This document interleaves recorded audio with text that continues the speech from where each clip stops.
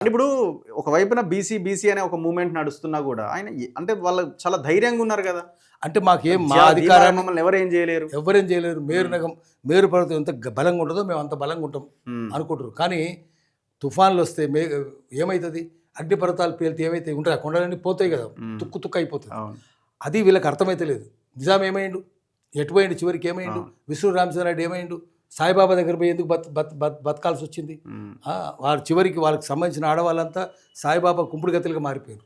ఎందుకు అట్లా అయిపోయింది చివరికి? ఎందుకంటే జనము తరుముతుంటే ఏమవుతుంది? మీరు ఏమి ఉండలేరు. జనం వీళ్ళు అనుకుంటున్నారేమో భూస్వాములు, కానీ ఎక్కడెక్కడ పారిపోయిన చూడలేదు. ఆఖరికి హిట్లర్ ఏం చేసింది? హిట్లర్ కంటే గొప్పనా మీరు? హిట్లర్ ఎవరు తెలియకుండా ఆత్మహత్య సూసైడ్ చేసుకునే అంతే అవుతుంది. మీ పరిస్థితి కూడా హిట్లర్ రాకంటే అన్యాయంగా అవుతుంది. వీళ్ళు గ్రహించాలి. ప్రజాస్వామిక స్ఫూర్తి వీళ్ళకి లేదు. ఇప్పటికి ప్రజాస్వామిక స్ఫూర్తి రాలేదు. భూస్వామ్యం నడుస్తుంది ఇంకా తెలంగాణలో. ఫ్యూడేటరీ సిస్టమ్ అంటే భూస్వామ్యం నడుస్తుంది. భూస్వాములందరూ దొరలకు ఇంకా పై దొరలు. వాళ్ళు కూడా తిట్టుకున్నారుగా. కోమటిరెడ్డి ఈయన రేవంత్ రెడ్డిని తిడతాడు, రేవంత్ రెడ్డి ఈయన తిడతాడు, ఈయన ఆయన తిడతాడు. వాళ్ళు వల్ల బాగానే ఉంటారు. మళ్ళీ కలిసిపోతారు. మళ్ళీ కలిసిపోతారు. ఎందుకంటే ప్రయోజనాలను కలుపుతాయి.